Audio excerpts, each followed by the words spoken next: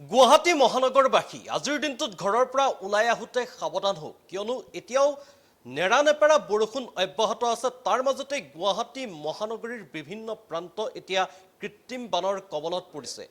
Rukminigaon, downtown, জুৰুড আদি বহু অঞ্চল এতিয়া কৃত্ৰিম বানৰ কবলত পৰিছে। পুৱাই ঘৰৰ পৰা ওলাই আহি ৰাজপথত হাহাকাৰ কৰিব লগা হৈছে গুৱাহাটী মহানগৰীৰ জনতাই।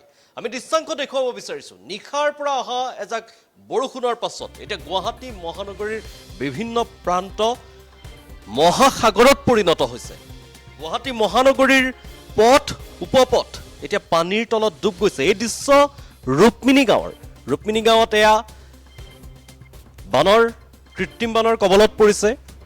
পুৱাই ঘৰৰ পৰা ওলাই আহি সৰ্বসাধাৰণ জনতাই মূৰে কপালে হাত দিব লগা হৈছে। কাৰোবাৰ বাহন বিকল হৈ পৰিছে, কোনো এই কৃত্ৰিম বানত ফচি থাকিব লগা হৈছে।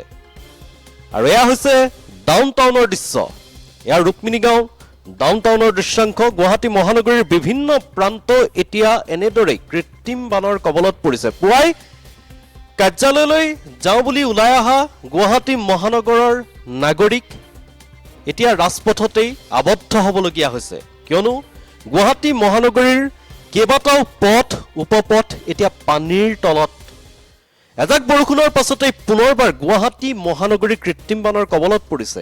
আমি এইসমূহ দৃশ্য আপোনালোকক কিমান দেখুৱাম, আপোনালোকেও কিমান চাব, কিন্তু এই দৃশ্যই এজাক বৰষুণৰ পাছত গুৱাহাটী মহানগৰীত দেখিবলৈ পোৱা যায় প্ৰতিটো পথত, প্ৰতিটো উপপথত। এই দৃশ্যসমূহ গুৱাহাটীবাসী জনতাৰ বাবে নতুন নহয়, কিয়নো এয়া গুৱাহাটীবাসী জনতাৰ বাবে এতিয়া দৈনন্দিন এখন ছবিলৈ পৰিণত হৈছে। ঘৰৰ পৰা ওলাই আহিলেই এজাক বৰষুণ যেতিয়া গুৱাহাটী মহানগৰীত দিয়ে আৰু তাৰ পাছত যেতিয়া ঘৰৰ পৰা ওলাই আহে তাৰ পিছতেই এনেধৰণৰ দৃশ্যই দেখিবলৈ পোৱা যায় গুৱাহাটী মহানগৰীৰ ৰাজপথত। আৰু পুনৰবাৰ নিশাৰ পৰা অহা এজাক বৰষুণৰ পাছত গুৱাহাটী মহানগৰীত এনেধৰণৰ দৃশ্যই এতিয়া দেখিবলৈ পোৱা গৈছে। ৰুক্মিণী গাঁৱত কৃত্ৰিম বান কেৱল ৰুক্মিণী গাঁৱে নহয়, অনিল নগৰ, নবীন নগৰ, জুৰুডৰ বহু অঞ্চল, কেইবাটাও পথ এতিয়া এনেদৰেই কৃত্ৰিম বানৰ কবলত পৰিছে। পুৱাই ঘৰৰ পৰা ওলাই অহাৰ পাছতেই গুৱাহাটী মহানগৰীৰ নাগৰিকে ৰাজপথত হাহাকাৰ কৰিব লগা হৈছে। কিন্তু আজিৰ দিনটোত আপুনি ঘৰৰ পৰা বাহিৰলৈ ওলাওঁতে এবাৰ সাৱধান হওক। বিশেষ প্ৰয়োজনীয় কাম নাথাকিলে নোলাব, কিয়নো এতিয়াও বৰষুণ অব্যাহত আছে।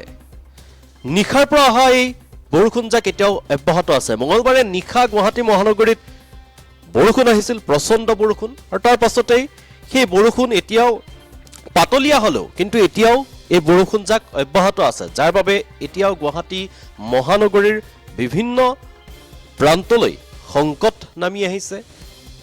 এয়া ৰুক্মিণী গাঁৱৰ পুৱাৰ ভাগৰ দৃশ্য। ৰুক্মিণী গাঁৱত এনেদৰেই এজাক বৰষুণৰ পাছতেই পুনৰবাৰ কৃত্ৰিম বানৰ কবলত পৰিছে। এই দৃশ্যসমূহ চাওক আৰু অনুভৱ কৰক গুৱাহাটী মহানগৰীৰ জীৱন কিমান বিলাসী।